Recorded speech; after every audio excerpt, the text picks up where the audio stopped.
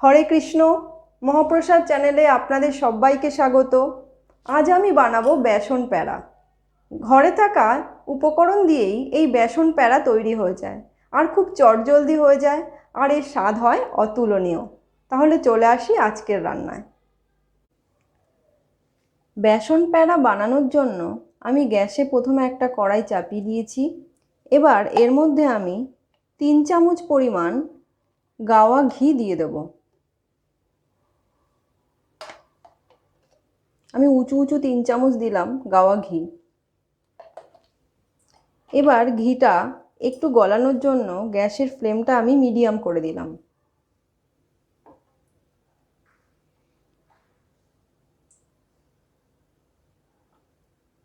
পুরোটা না গললেও হবে, অল্প একটু গলে গেলেই আমি গ্যাসের ফ্লেমটা একদম কম করে দিয়ে এর মধ্যে আমি 1 কাপ পরিমাণ বেসন সেটাকে দিয়ে দিচ্ছি।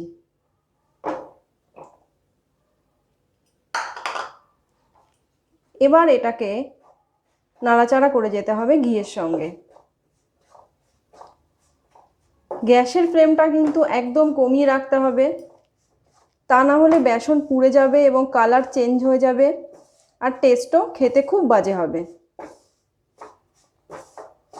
তাই একদম গ্যাসের ফ্লেমটা কমিয়ে দিয়ে ঘিয়ের সঙ্গে বেসনটাকে ভালো করে ভেজে নিতে হবে, যতক্ষণ না এটা একটু হালকা একটু কালার চেঞ্জ হয়। বেশি ডিপ হবে না, হালকা কালার চেঞ্জ হবে, ততক্ষণ এটাকে ভালো করে ভেজে নিতে হবে।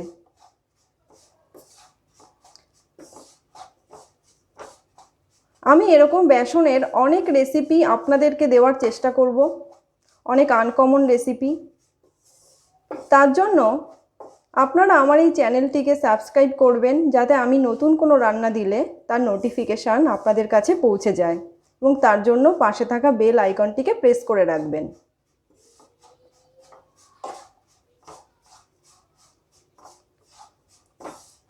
আর কিছুটা ভাজা হবে বেসন। এরকম খুন্তি দিয়ে একটু চেপে চেপে বেসনের ডেলা ডেলা ভাবগুলোকে ভেঙে দিতে হবে। আর সবসময় নজর রাখতে হবে গ্যাসের ফ্লেমটা কিন্তু কোনো অবস্থাতেই বাড়ানো যাবে না, আর মিডিয়ামও করা যাবে না। একদম লো ফ্লেমে রান্নাটা করতে হবে। দেখুন, ঘিয়ের সঙ্গে আমার বেসনটা ভাজা হয়ে গেছে। এবার আমি এর মধ্যে মিল্ক মেড দিয়ে দেব। আমি এখানে 1 কাপ পরিমাণ বেসনের জন্য 200 ml মিল্ক মেড ব্যবহার করেছি। এই পুরো মিল্ক মেডটা আমি এর মধ্যে দিয়ে দিচ্ছি। আমি এখন এখানে চিনি দেব না, চিনিটা আমি পরে দেব।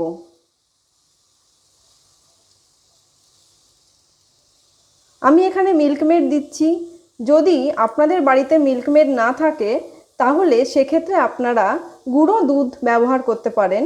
সেক্ষেত্রে লিকুইড দুধের সঙ্গে গুঁড়ো দুধটা মিশিয়ে তারপর এর মধ্যে দেবেন।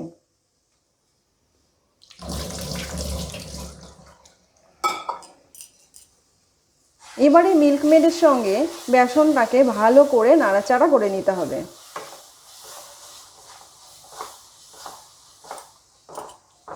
গ্যাসের ফ্লেমটা একদম কমিয়ে নাড়াচাড়া করতে হবে।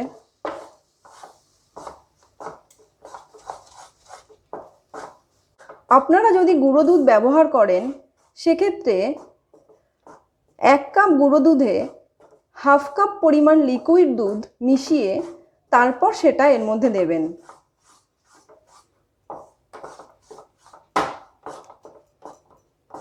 হয়ে গেছে আমার বেসনের সঙ্গে মিল্ক মেড আর ঘি মেশানো। এবার আমি এটাকে একটা থালার মধ্যে নামিয়ে নেব। গ্যাসটাকে আমি বন্ধ করে দিচ্ছি, দিয়ে একটা থালার মধ্যে আমি এটাকে নামিয়ে নেব। এবার আমি এর মধ্যে 1/2 কাপ পরিমাণ গুঁড়ো চিনি দিয়ে দিচ্ছি। এবার গুঁড়ো চিনির সঙ্গে এটাকে ভালো করে মাখতে হবে হাতের সাহায্যে। খুব ভালো করে গুঁড়ো চিনির সঙ্গে এটাকে মেখে নিতে হবে।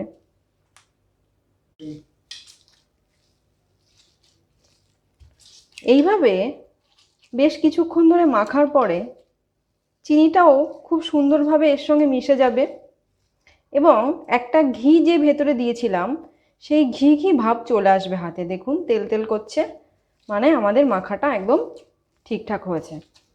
এবার এখান থেকে ছোট ছোট একটু হাতে নিয়ে গোল গোল করে পাকিয়ে একটু চাপ দিতে হবে, দিয়ে মাঝখানে একটু এরকম টিপ দিয়ে এখানে রেখে দেব। আমি একে একে সব প্যাড়াগুলোকে বানিয়ে নিয়েছি। এবার আমি এর মধ্যে একটু করে করে পেস্তা বাদামের কুচি বসিয়ে দেব। একটু চেপে চেপে বসিয়ে দিচ্ছি যাতে লেগে থাকে।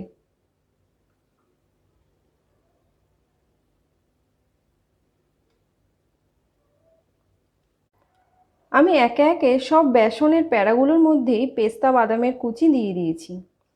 আপনারা এই বেসনের প্যাড়া বাড়িতে বানিয়ে অবশ্যই খাবেন আর আমাকে জানাবেন কেমন হলো। এই বেসনের প্যাড়া ফ্রিজে রেখে 1 মাস অবধি আপনারা খেতে পারবেন আর ফ্রিজের বাইরে এটা 15 দিন খুব ভালো অবস্থায় থাকবে।